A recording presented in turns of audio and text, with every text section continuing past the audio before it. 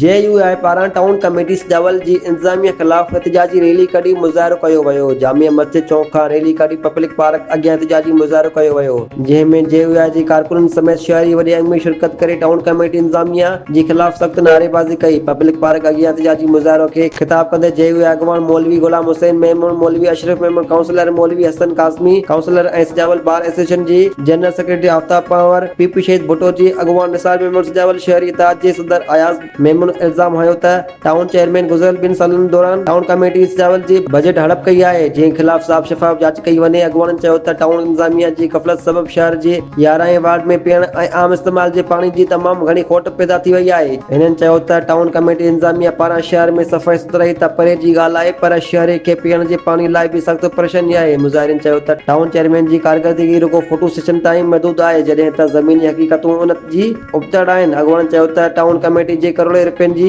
Budget रुॻो कागज़नि ते ख़र्च ॾेखारी वई आहे, जॾहिं त शहर में बुनियादी सहूलियतुनि जी सख़्त खोट आहे। हिननि मुतालबो कयो त टाउन चेयरमैन आफ्ताब शाह शिराज़ी ख़िलाफ़ फौरी तौर जांच शुरू कई वञे ऐं बजट हक़ीक़ी माना में शहर ते ख़र्च करे शहर में पाणी, सफ़ाई ऐं ॿियनि सहूलियतुनि खे यकीनी बणायो वञे।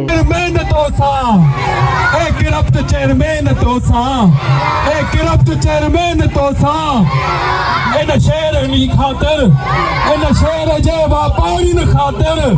इन शहर जे हर अवाम ख़ातिर, इन शहर जे ग़रीबनि ख़ातिर, इन शहर जे मज़दूरनि ख़ातिर, इन शहर जे मज़दूरनि ख़ातिर, इन शहर जे वापारियुनि ख़ातिर, इन शहर में पगड़ी वारनि जे ख़ातिर, इन शहर में रहंदड़ दाढ़ी वारनि ख़ातिर ए नाएल चेयरमैन तोसां वार्ड खातिर, नाएल चेयरमैन तोसां, नाएल चेयरमैन तोसां, करप्ट चेयरमैन तोसां, नाएल चेयरमैन खे हटायो, नाएल चेयरमैन खे हटायो। इजो आयो मी अवां निंड में,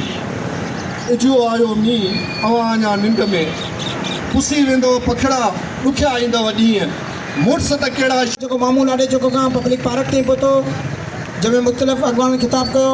हाणे आख़िर जे अंदरि जमियत उलमा इस्लाम ज़िले सजावल